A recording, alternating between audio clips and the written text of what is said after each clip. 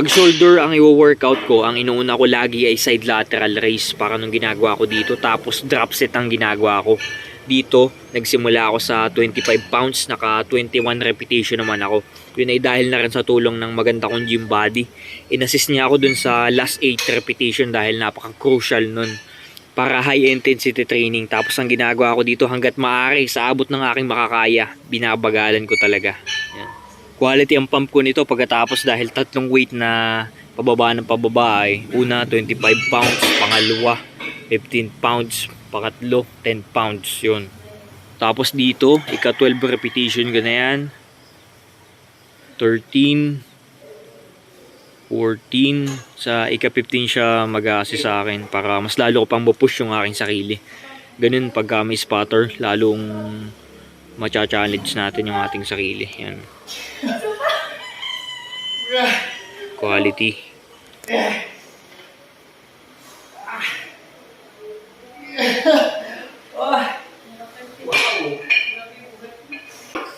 Ito na yung pangalawang drop set. 20 pounds, naka 9 repetition ako.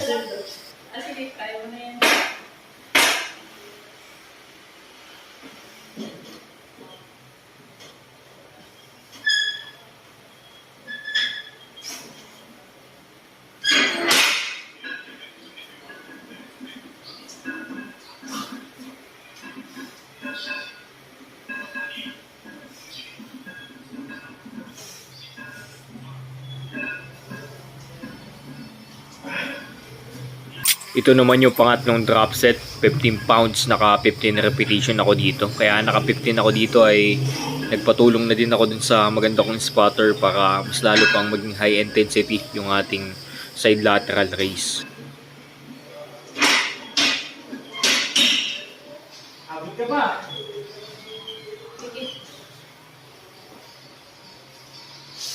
Seven. 8.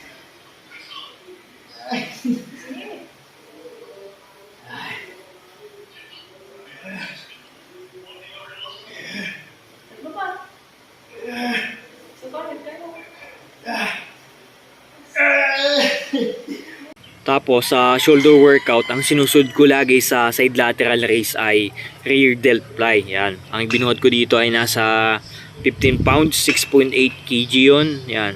15 repetition ang ginawa ko para dahan-dahan saka maganda yung form. Dati nung nagsisimula pa lang ako nung high school, sariling gym lang din yun ay ang hilig ko lang nun, mga bicep curl, mga baras, mga shoulder press. Wala pa sa isip ko yung mga ganitong rear delt fly. Yun, pero side lateral nagaganon din ako. Ay napakahalaga pala nitong rear delt natin, yung tatlo. Yung side lateral, shoulder press, saka itong rear delt para develop na pulley yung ating shoulder. Tawagin din nila ay 3D shoulder. Malayo pa man tayo dun pero papunta na. Ang finisher ko naman sa shoulder workout ay ito, barbell overhead press. 110 pounds ito, nasa 50 kilo, tapos naka 7 repetition ako. Ang ginagawa ko dito ay dahan-dahan, lalo na yung eccentric repetition, yung pababa.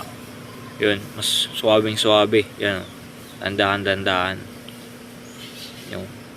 Tapos magpapa-assist na ako dito sa maganda kong gym body, dun sa ika-6 na repetition dahil hanggang 7 repetition lang nakaya ko nito. Pagka ganitong barbell overhead press, maganda yung nakaupo dahil hindi makakagamit dito ng momentum pamagitan ng paa natin. Ang mismong focus ko talaga dito ay yung eccentric repetition, yung pababa. Yun ang talagang dinadama ko dahil yun ang pinaka strongest natin ay una yung positive or pushing or pulling, pangalawa yung static hold, pangatlo yung eccentric na nga. Yan. Oops, naka na ako niyan, ka-6, tapos ito na yung pang-7. Kaya pinupush pa ako sa pang-8, hindi ko na kaya yun. Baba na natin. Pinupush ka lagi. Tapos nag back workout naman ako, palms up, lat pull downs. Yan, kumbaga chin up ito, ay wala ako ditong nakitang pangsabit sa baywang nga. Ganun sana ang gusto kong gawin ay gym dayo. So maganda rin to, may variation ng ating workout. Pero kung sa bahay lang, yun, gusto ko talaga ay weighted chin up. Chin up din naman to. Tapos dahan-dahan ang ginagawa ko dito. Kitang kita mo naman, suwabing ang bawat repetition. Nagpo-pause dun sa contract pace, tapos dahan-dahan kong nililit go. Yan, solid back workout.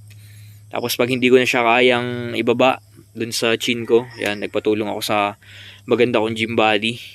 Yan, napakaganda ng may assistant dahil mapupush mo pa yung sarili mo. Dagdag gains pa din yun, high intensity training.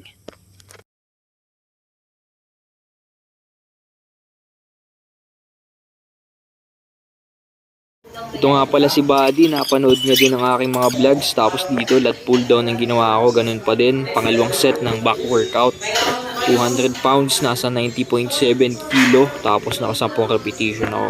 Tandaan pa din, swabe ang bawat repetition. Parang pull up lang din ito. Tapos yung grip ko ay hindi masyadong wide, saktong-sakto lang. Para na din yan sa paghahanda sa weighted muscle ups.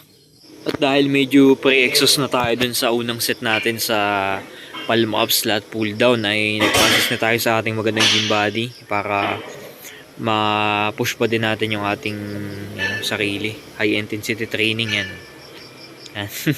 Sumasakay-sakay na siya dun sa sa bar. Yan. Good yan, ganyan. Pinipilit hanggang sa pinakahuling repetition. Ayos! Dito ay 250 pounds ang binuhat niya, nasa 113 kilo, tapos naka 7 repetition siya. Pang develop yan ng quads. 5 plates. Napakahusay niyan. Yan ang workout dati ni Mike Menser.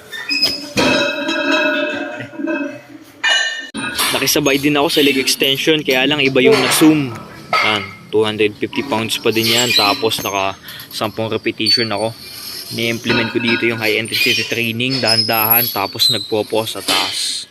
Tapos dahan-dahan, pababa. Yan. Quality. Suwabing-suwabe. Damang-dama, bawat repetition. Ay, sinum na nga. Ano bang sinusum nito? Quads. Malaki yung quads na yun. Saka-saka ay magagawa na din ako ng ganitong machine sa bahay. Do it yourself. Leg extension para pagkatapos ko ng squat, leg extension kagad para pre-exhaust yun. Solid workout yun.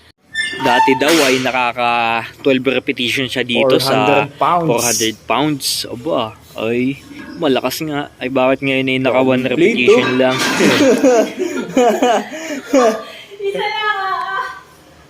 Kaya binawasan namin, 300 pounds na lang ito, tapos naka 10 repetition siya. Yun, good na yun. At saka pangatlong set na niya ito dito sa leg press. Ay mabigat din talaga ito, lalo na sa babae.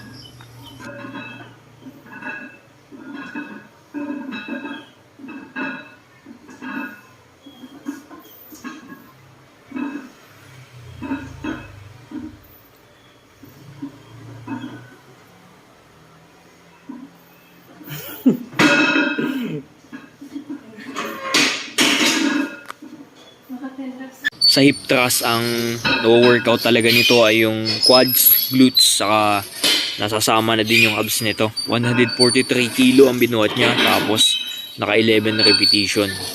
Solid workout. Ako ay pang squat lang ay saka deadlift, saka leg extension. Ayos na sa akin yung tatlong yun. Mga compound lift yun ay ang daming nahihit, lalo na yung squat, kaya yun ang paborito ko sa leg day.